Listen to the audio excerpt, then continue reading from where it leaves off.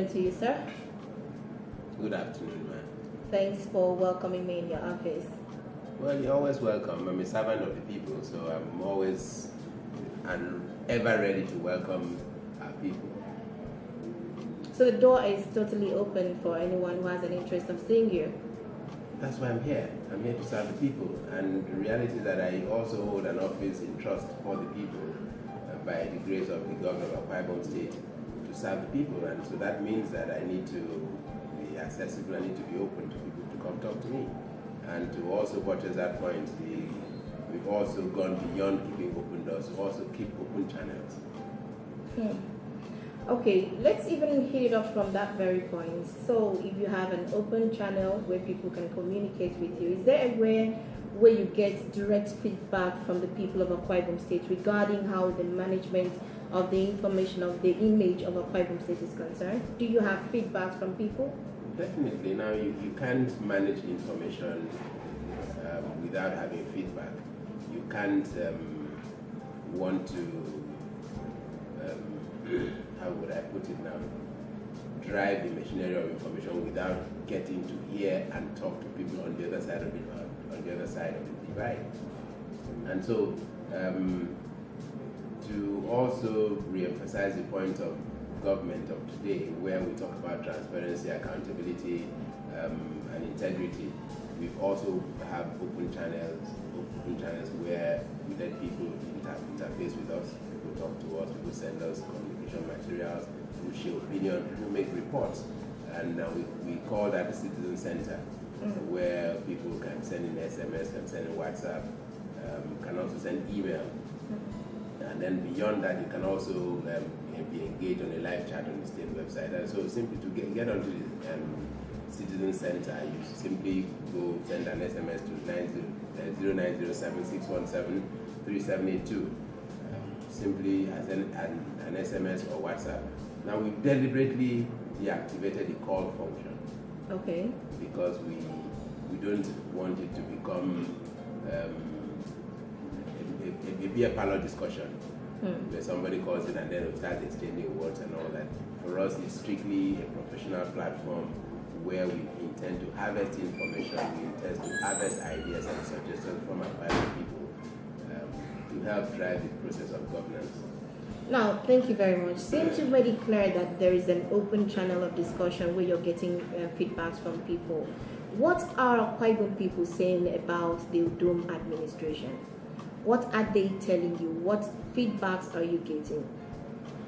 3 years of this government has been 3 years where Akwa Ibom people are witnessing a governance process that is geared towards sustainable development, a governance structure that is people-oriented, focusing on the key things that drive the human existence, from job creation to wealth creation to poverty alleviation.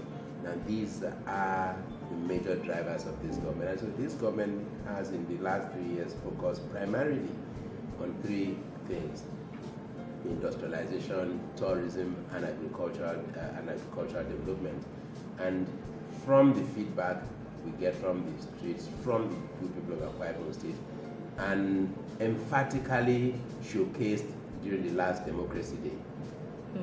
This government can proudly beat its chest that in just 3 years in office, this government has surpassed most expectations.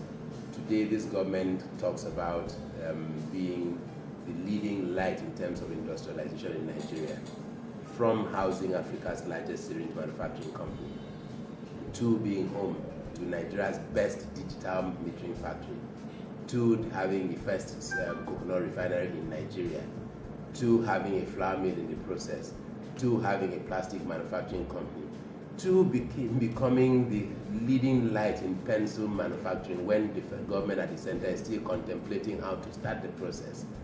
Now, I could go on and on and on and give an array of industrial efforts that this government has put in place that have materialized and are in the process of also coming to fruition. And so if you line up that you could ask yourself, look, comparatively between Akwa Ibom State and the rest of the states in Nigeria, how many states in Nigeria can boast of half of those things that Akwa Ibom State has boasted of? And then don't also forget that these things are not just randomly done. History tells us that industrialization efforts in the past in Nigeria and in developing countries have been stagnated because of certain challenges. The challenges range from the fact that most of those industries were set up as extended arms of one government parastatal or the other or agency, to undue interference by government. But here in Akwa Ibom State, what we've done is to say, look, how did the developed countries arrive at this destination that we are pursuing? Simply, what they did was look at where the opportunities are, find interested and competent partners, partner with them, bring that technology home, and then, of course, for the benefits, that technology becomes a major benefit for the local economy. And that's what we have done today. Thank you very much, Mr. Commissioner. But I would like us to deal with deal with numbers just a bit more. You, by virtue of the office you occupy, I think you have privileged information at how many people these industries are employing at the moment. I'll answer you clearly. It's practically impossible. Can you tell me from the farmland in the local government? The syringe industry, for instance. Hold on. Now, see, when you talk about statistics, yes, you need to have an aggregated statistics. Okay. Now, it's practically impossible. As we speak, there are cottage industries. Well, the government today is not saying, look, all employment opportunities. This government did not promise employment in civil service. This government promised job creation, wealth creation, poverty alleviation. So what I'm asking means that, is, hold on. Okay. You are entrepreneur. Yes, Do I know how many employees you've got? You can have that information if you want to. So now, how many of you can give me that information on the street? So that means what that tells you is that you cannot sit down and want people to say, look, this is the number that we've employed in 3 years. Practically impossible. It is not impossible if we have a database and we will understand exactly. Database. If you're listening, database. Are you registered? Have you listed the number of people you've employed? Yes, I have. Now, as the sole proprietorship I do have. Who have you registered with? Who have you given that information to? Before we get to where that do you part, have? No, let's finish this one. Calm down. Let's finish with that. So, who have you given that database to? How many of you have given that database to? I work for myself. I'm an entrepreneur, so I have that information. If you're an investor and you're interested, I will tell you. Hold on. Now, where I want us to go to is this. Let's finish with this. You asked how come the government does not have a database of how many people have been employed. I'm answering you and said, look, it is practically impossible because you have employed. Have you told government how many you have employed? No, government does not even know. There are so many people like you on the street employing people that government does not know. That's why when National Bureau of Statistics listed Akwa Ibom State as the state with the highest number of unemployed people, and I said it is wrong because see, did they count the farmers in the local government in rice plantation? No. Did they count their workers that the government has created opportunity to create jobs for? No, they did not count. Okay, Honorable, let's not deviate. The intention is this. Let's give Akwa Ibom people some hope, some feeling, some concrete terms. Okay, this is how much the industry is doing at this point. This is what we are aiming at doing.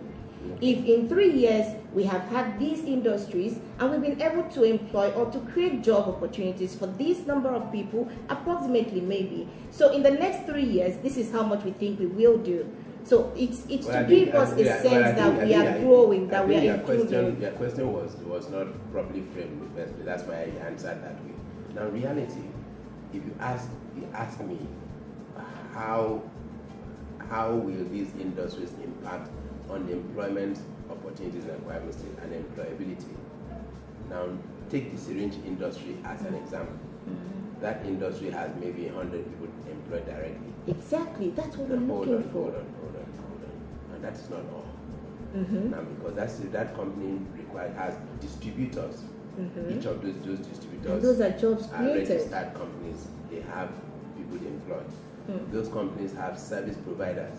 Each of those service providers are registered entities with their own employees. So there's a value chain created. Now, beyond that, if you step out from the premises of the syringe manufacturing company, for instance, the local community, the Mama Asukwo, who ordinarily would not have had any means of livelihood, without that coming, can today open a fast food business, FIR like you call it. As a result of the syringe industry. Because she's guaranteed that, look, every day people will come to do business with the syringe industry. They will need food. Oh, yeah. The workers will need food.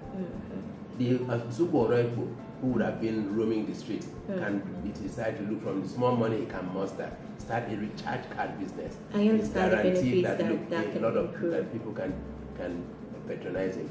And then even beyond that, the value of land and properties around those communities begin to appreciate.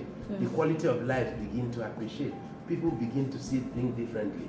So if you take all this into consideration and then you align these value chains to the pockets of industries, it has a cumulative effect over a period of time. I agree with you. And it has the potential to grow even beyond that.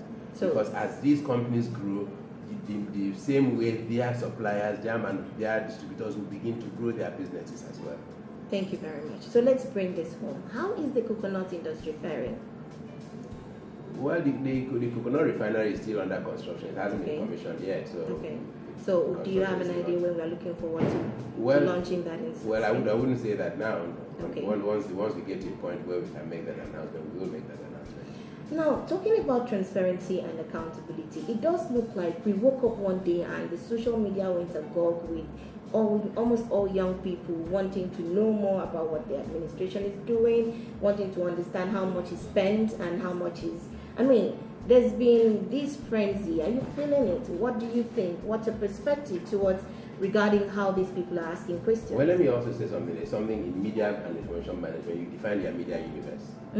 Now, if a young man who has 10 followers on social media wakes up to ask some funny questions, totally ignore. Because he doesn't have the right clout. You can't answer everybody. Now, don't also rule out the fact that some of these things on social media are sponsored. And so what you do is look at who is the guy talking. Does he have enough credibility? From what angle is he talking about? Half of those guys are uninformed because some guy somewhere has beclouded their thinking. And to today's government, we're saying, look, it's sad that you find a young man who should be going to the syringe factory or the coconut refinery to find employment or job opportunities, sitting down and saying, no, and then you wake up one morning and you find that an Onega man becomes the distributor, and tomorrow you blame government. You can only force a horse to the stream. You can't force a horse to drink. Government has created employment opportunities. It's for our people to take advantage. Nobody asks you to bring your party card. Nobody asks you what religion you belong to or where you come from. As long as you're an Akwa Ibomite, the MOU that we signed with those companies guarantees that 80% of those workers must be Akwa Ibomite. The 20% are for the expert, highly skilled workers who will bring the technology. And so it's for us to look at it and say, look, where are the opportunities? Let's go there and take advantage of these opportunities. Who owns the supermarket on the street of Udoh? Oh, yeah. Does it mean that we couldn't afford to own supermarkets? We could. No, we could. But what did we do with it? We didn't do. We were busy fighting ourselves over nothing. And today you find a situation where you have a sitting government, and then some young man who is thinking some guy has funded somewhere to come and try and muscle his way to power, deliberately debases his society, deliberately goes to parade falsehood about his homeland. African tradition tells you about respect. It tells you about, hey, the value of where you come from, self-pride in where you come from. What is happening to us? You find that too. You go to social media, you find young men who totally debase themselves, debase their society, and debase the state. Why? Because some guy is telling them, no, go, don't worry, Now, we are saying, look, this government is overboard, this government is transparent. Hey, before me, I don't know how many states in Nigeria publish annual reports and accounts. This is Akwa Ibom State annual report and account. How many states in Nigeria publish? When last did federal government publish? I don't know if they do. Now, this is talk about transparency. This document is in the public domain. Anybody could pick it and see. And then how many state government has published what they've done in So in from previous- this journal, we can tell how much came into the state and how those That is monies the were annual, used. that's the annual account and report. And how accessible is this? That is in front of me. I didn't know you were coming here. It's a public document. Is there somewhere it is placed, or anyone can walk into the ministry and have access to Of it? course, you can have access to it. Okay, It so is published and given to every major stakeholder in the state, and also it's too bulky to put in newspaper. But the summary page had been published in newspaper. okay, The so summary when page people had been- raise questions, we could just say get to the yes, journal and find out. the summary page, like banks do, were published in the So newspaper. who produces this? In the office of the accountant general. Amazing. Yeah. Okay, now understanding what fake news can do to the image of the state and even to people who would want to invest in that state. And you in this position, you understand more about it. Could you use a moment to talk to our people? This will go on social media. What do you say to young people who are using the social media to give information that sometimes are not true, not verified? What would you say to them? Well, it's sad because government is working really hard to create opportunities for the younger generation, and because of personal interest, because of short-sightedness, some people have harvested a pool of youth to deliberately go out there to deceive themselves, not to deceive the public, because the public is discerning enough to know what's right and what's wrong. Take the fertilizer factory, for instance, blending factory, for instance, open to the world, just down the road in the back. And some guy says, even when federal government has listed that as one of their proof, some young man says, no, it's incredible, it is not a warehouse. And the question is that, who are you hurting? Abia State is not far. River State is not far. Those guys are coming there to buy the fertilizer, do business with them, move away. Today, go to our schools. We run free and primary, free and compulsory basic education. Check out how many of those peoples are non-indigenous. Do you understand? Yes, because of the influx, it's putting pressure on the infrastructure of the school. Now, you find out that, government is working real hard. In the last 3 years, government has renovated over 300 schools and school blocks. Now you find out that people would then really go to the very old bad ones.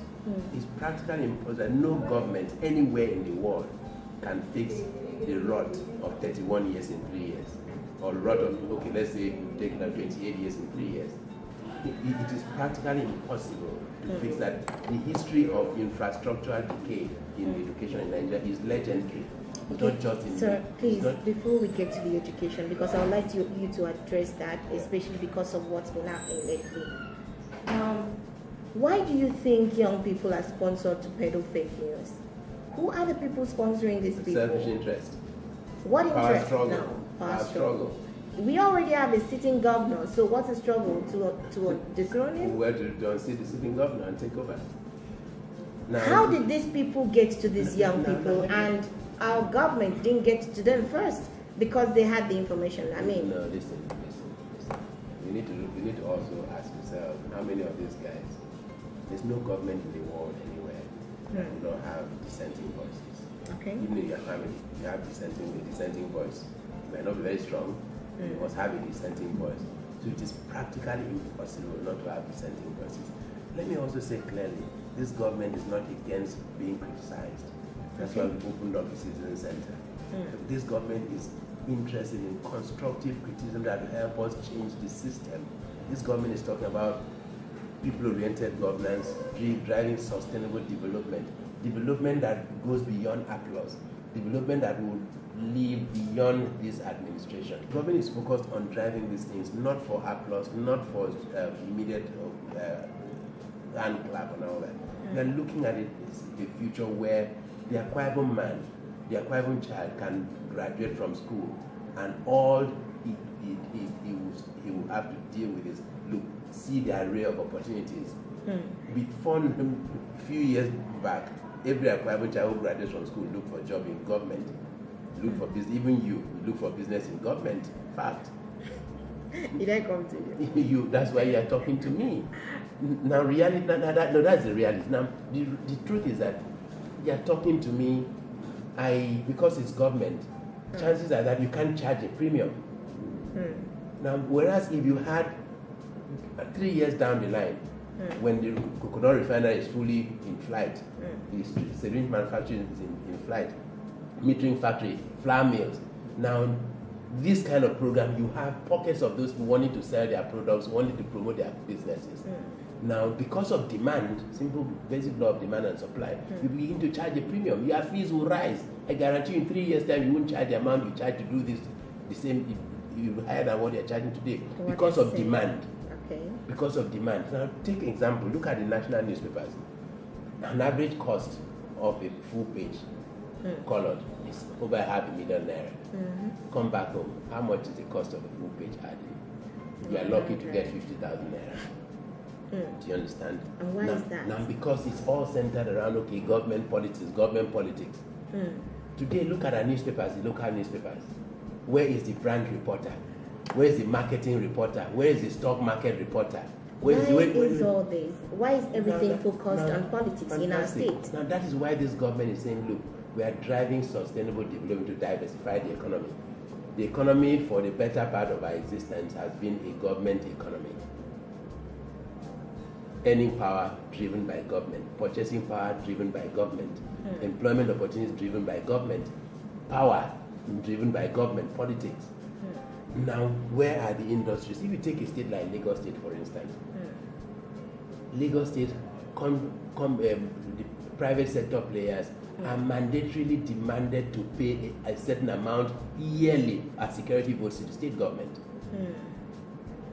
Which means that, hey, the state government has enough in its arsenal to be able to deploy security. Now, here, everything has to come from the allocation that you get to from Abuja, and then you try to deploy that. Now, in Lagos State, you pay for your refuse to be packed, otherwise it will never be packed, in fact they'll sanction you. Here, people expect government to come and pack their own refuse in front of your house. In Lagos State, when your transformer is blown, it is Oyo. If you don't fix it, you are in darkness. You know, Lagos State also has a way of giving back to their citizens. Now, listen, hold on, sister. So I can construct my thought process. Now, see, it didn't happen one day. Yeah. It happened because there was a conscious effort to shift away from government. In Lagos State, you are a commissioner, nobody knows that you are passing through the street. Oh, yeah? Here, when you are passing the whole, everyone, okay, you wake up in the morning, your house is filled with people. Because, hey, government is the only business for a long time. And we are saying, look, government cannot continue to be the only business because no economy can survive with government being the only business. So what is this administration doing to decentralize that attention from what is the industrialization doing? What is tourism doing? What is agriculture doing? Now, for you to be able to do that, that's why we're talking about industrialization. That's why we're creating new opportunities in industries, bringing industries to come in for people to take advantage. So that's why we're encouraging people to go back to the farmland, to begin to plant. Yeah, mom, my mom never used to buy Ben. But today we buy. You don't even have it. I don't know if you know what an eben tree looks like. Maybe we can blame it on global warming. Okay. Ask my child what an eben tree looks like. It has no idea. So it hasn't seen one before. Why? Maybe you didn't plant one in your backyard. Because if you had planted, you would know. You know how it is. My daughter is 9. Okay. The first time she saw a live goat, we saw a live goat and chicken playing with. She was hugging the goat. Wow. Because she's never seen a live one. You've not been living in the village. She's never seen one. So they had the nickname the goat Jack Daniel. That means you've not been living in the village, because if you lived in the village, you would know. She would know what a goat Who lives in like. the village? My village is town. Really? My village has become. My village is this is my village. And so where would you find that? My village is my grandfather's farmland is where the stadium is. So where would you find the event? This is not fair. Okay, let's stay on how the state is planning, or what the state is doing to ensure that attention is shifted from politics into entrepreneurship. Well, that's what we've been talking about in the last 20 or 30 minutes. Creating So in 3 years, what is your assessment of these administration? A+. Yeah. Okay, well, bravo. So if you were to constructively criticize this government, what would you say it has not done well? Or do you think everything is just perfect and all nice? No, everything can be perfect. Unless you're living in a state of utopia. Okay, so what would you say we should improve upon? Now, what this government has never prided itself as being an all-knowing government. this government believes that we learn every day. And that's why this government opened up the channels for people to begin to contribute, to tell us what we are doing well and what we are not doing well and how we can improve on them. Sometimes when the eye that sees not itself, except by a mirror or by some other means of reflection. So that's why this government has opened up the window for people to say, look, this is us, talk to us, tell us. And that's why we published 3 years scorecard in booklet form, not hiding under a table, and we've circulated freely to everybody, to every media house, to every stakeholder, that look, this is what we have done in 3 years. Challenge us or beat that. Okay, so I want to hear your part. As an individual, what do you want governments to do? The eye that sees not itself, except by reflection or by some other means. So this is the part where you give it back to the society to tell you? That's why I go to radio stations and I leave the phone lines open. Okay. Anybody can call and ask any question. That's why His Excellency the Governor, we invite the entire media in the state into the banquet hall in Government House and say, look, ask me anything. Let's talk about anything and everything. And immediately after that, we went to Lagos and did the same with all the media stakeholders in the national arena.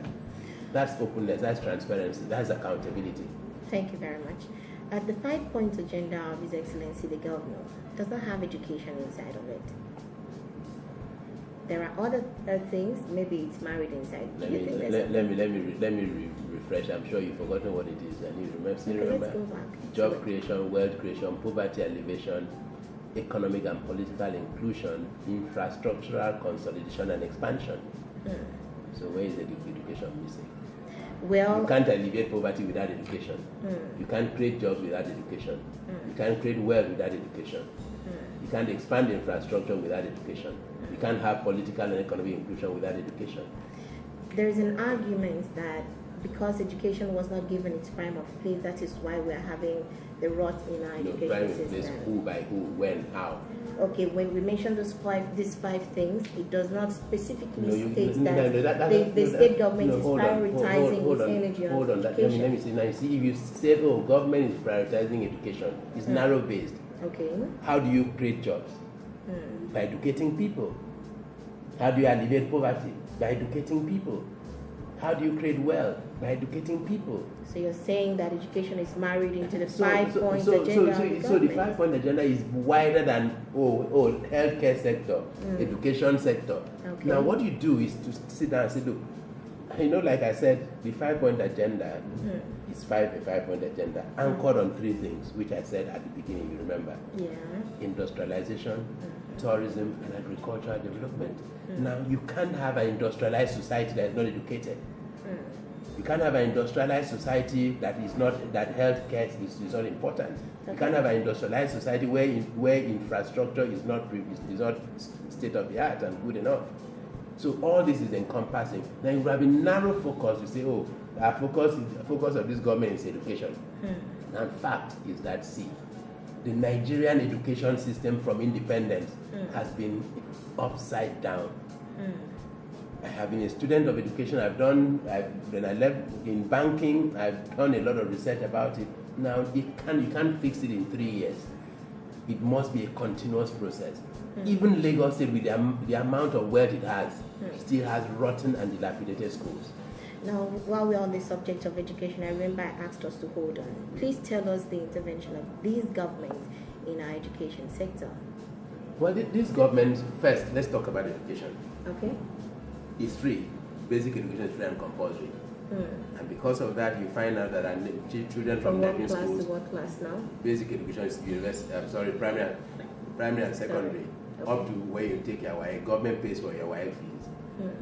And that costs goes government an average of 600 million naira per annum to pay WAEC fees for indigenes only. Okay. Now, the free and compulsory basic education is open. Non-indigenes can come and take advantage. That's why you have population explosion in our schools. That's why, despite the fact that almost every month government deploys benches to schools, the numbers keep increasing. So every month government sends benches to schools? Yeah, so now to make this work, government set out a process to deliberately and consistently tackle these issues. The first thing that government did, you remember, was the issue of quality of teachers. the famous recruitment of 5,000 teachers. teachers. Now, that was clearly to say, look, we must have good enough teachers. No system is perfect. There will be banana skins littered here and there. Now, government had done that to signal its intention that, look, it has an intent on having a quality-driven educational system. Now, the next intent was that, look, infrastructure to match this free and compulsory basic education. If resources were bottomless, yes, we could have said, woken up one morning and said, hey, abracadabra, everything is clean. The government has made a consistent effort that at every point in time, there's at least 100 of those projects ongoing in different schools scattered around the state. On that publication I will give to you, you can see a detailed location where they are for anybody to verify. Now beyond that, the government also, beyond the Ministry of Education, the government has set up in the governor's office an independent education monitoring team. That education monitoring team does not report to the Commissioner for Education. It doesn't report to any Minister of Education, they report to the governor. Because they are independent assessors to say, look, this is the state of our schools. From infrastructure to curriculum to behavior to performance. They have that responsibility. So every blessed day they are on the street. And then to also tackle infrastructure, there's also the Interministerial Direct Labor Agency of government, whose responsibility is to identify, when these places are identified, the resources are allocated, they use direct labor to try and fix this. Because, hey, direct labor obviously is cheaper. And then not just being cheaper, we're talking about job creation, wealth creation, poverty elimination. Let the owners of, if we are coming to fix the school in your community, let the owners, the community, people from that community begin to be part of it. Now, when they are part of it, they can take ownership. They know that, look, this is our own. We have fixed this school, government has fixed this school. I was part of that process. I have to protect it because that's where my children will attend school. My grandchildren will attend schools. Now, all these are pieced together carefully to make things work. But hey, like I said, and I keep saying, 3 years, you can't fix all of the problems in one day. And then because there are human problems, financial problems, everything. So there's this question somebody wants and would like to have an answer to. And the question is, when will the state government recruit based on competency, qualification, free and fair? When will state government recruitment be based on competency? Well, this person did not let the person clarify. The last when will state recruitment be based on? Well, ask the person to clarify. But let me say something clearly. Competence and what again? What is it? Competence and what? Competency, qualification, free and fair. Now, so first question you need to ask: why did we cancel the 5,000 teacher recruitment? After we canceled, what did we do? Now, maybe you can throw more light on that. The dream of this government, led by Mr. Udom, is to ensure that the quality of teachers, to the best of our ability, can be such that you can feel some level of comfort to let your child attend that school. Now, no, let's not deceive ourselves. When that was cancelled, examination was given for people prospective teachers to sit for exams that will qualify them for employment. The exam was set on basic use of English. Use of English. If you studied you studied using English. If you studied French, you studied using English. If you studied Latin, you studied using English. And so, if somebody who is aspiring, who is a graduate, who is aspiring to teach your child, my child, cannot pass an exam on use of English drawn from the curriculum of the school he's supposed to teach, then they are not qualified to be employed. Okay. So what better criteria would you use? What better level? How else would you test competency? Okay, so this one says that please provide drinking water for your staff in the ministry by installing ultraviolet triple water purification system. Correct. And help me tell His Excellency the Governor that it's not cool his police escorts drinking sachet water in Udom mansion. Really? Where did you get that from? That is the talk. Oh. This came from our Facebook page. And that's the pilot talk now, because if you want to make assertions or make requests, back it with evidence. You understand? It's not just to say, oh, police escorts are drinking pure water sachet and all that. Okay. So this one says, I will tell Honorable Commissioner, please restore Plaza TV. Plaza TV Plaza, what's it called? Restore Plaza TV. Screen. Yes. Well, I'll talk to that. I'll talk to. I know that Ministry of Culture and Tourism, in collaboration with Ministry of Environment, have been discussing that issue. So I'm sure at some point, something will be done. That has been an ongoing issue. But again, you ask yourself. I know that at some point when that was discussed, the amount of money involved in fixing that. The question you ask yourself: did it make economic sense at these economic times?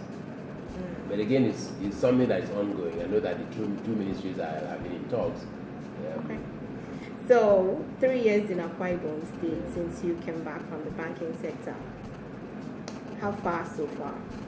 No, I didn't come back from the banking sector. Oh, you're still there? Now you're making it sound as if I am an alien. Now every country in the world, every society puts its first 11 forward, irrespective of where the first 11 is. Argentina is going to the World Cup. I don't know how many players are from the local league. Nigeria is going to the World Cup with one player from the local league. Now, does it mean that Victor Moses is not in Nigeria because he didn't live in Nigeria? That he speaks through the nose? So what are you saying in essence? For us, it's as Akwa Ibom people, if the entire world is seeing the need to put its best 11 forward at every opportunity, irrespective of where the person resides, as long as you have something to offer and you have the pedigree to offer it, it behoves on the people to support the process to ensure that that person succeeds. Today we are blessed to have, I was going through some stuff online before you walked in, and they said you have the right person at the right time for the right reason. And it had immediately struck me that we have a governor at the right governor at the right time for the right reason. And you ask me why. If you go back to the economic lane, 2016 was the most challenging, probably the most challenging economically for Nigeria, because it was a period where the dollar went from a little over 100 naira to almost 600 to 700. Now, a lot of people lost their jobs. A lot of businesses folded up. A lot of investors ran away. A lot of people attempted or committed suicide. A lot of families were broken. A lot of children were out of school. Now, you come back home to Akwa Ibom State. In that intervening period, government was still able to meet its obligations to the people. Government was still able to pursue its industrialization agenda. It was still able to pursue its tourism agenda. Let me pause and say this. Last December, as best as my memory can serve me, was probably the only time in our 30 going to 31 years in history where during Christmas we didn't have an outward migration from the state. We had inward migration. People were not leaving the state. People had reason to come home. Hotels were fully booked. The practice before used to be over Christmas, people have to look for where to run to. Now the reason is simple. The tourism consciousness has been reawakened. From the food we eat, it's attractive. You find the so-called Calabar kitchen that is not purely a Calabar kitchen. Anywhere is highly sought after. From the way we dress, from our person, the Akwa Ibom person, who you are, you are looked at as one that can be trusted, that one that is hardworking, one that when the chips are down can stand the test of time, can deliver quality at the right time. Even though in the past it wasn't at the right cost, but now we are making that look. Akwa Ibom man is delivering quality at the right time, at the right cost, to the right audience. So the Akwa Ibom man today can compete with the best of the best. The Akwa Ibom man has risen to that fate of greatness. It's no longer their uniform. The Akwa Ibom man is no longer the Ektemuria. So why do you think all of this is happening? Now this is clearly a direct fallout of the vision, interpretation, and expression of the leadership of the state, led by Mr. Udoh. Like I was saying, if you have never managed a kiosk, you can't manage a supermarket. If you have never managed a team of 10 people, you can't manage a department. Experience counts. It counts. Now, it's like driving. That's why the guy who is driving for 10 years is more experienced than the guy who is driving for 1 year. Because he doesn't know that a rat can run across the road. And so today we are blessed to have a government who, despite the economic challenging times, has been able to continue driving the economy of the state. And then how has he done it? He's leveraging his experiences, his knowledge, his contacts from the private sector, and the reputation he built. Today, like I said, we have Africa's largest syringe factory. That is an Austrian technology driven by Turkish.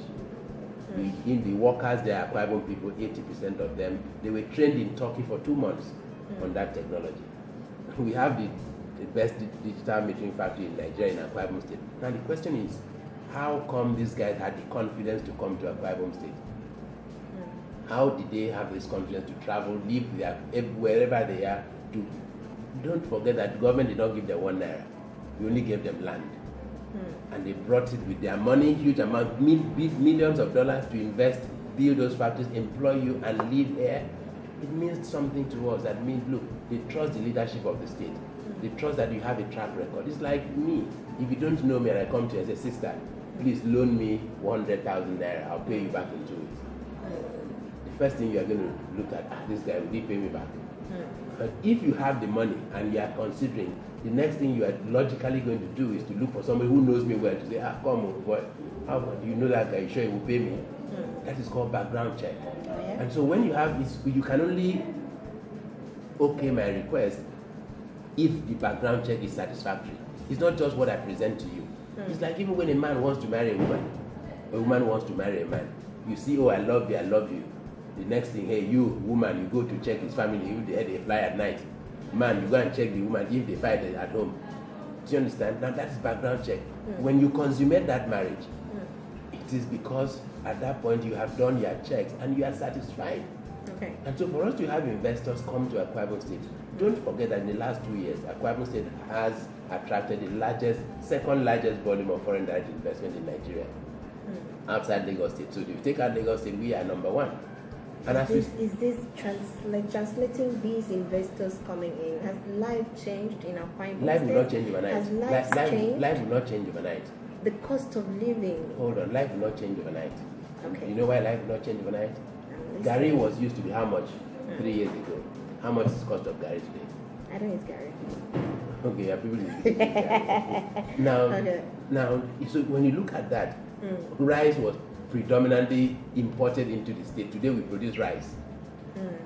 It means that, hey, we are beginning to feel the impact. Are we still producing those tomatoes? Of course, go test them. Go buy the chicken from what you had to. Yeah, so go. Have you tested the ones from the greenhouses? No. Oh, you'll be licking them. They're sweet. Okay. Yeah. So we have them in enough quantities now? Yes. Okay, now see, great. Those things will not happen overnight. It's like pregnancy. Pregnancy has a period that it must start and finish. Oh, yeah. So if you are building an industry, it has a period where it has to start. First, you must start production. Do test production, then stabilize, and then move to where you're now running on auto run. And then once you do that, the next time you can look at towards break-even point. When do you get to your break-even point? When do you start making profit?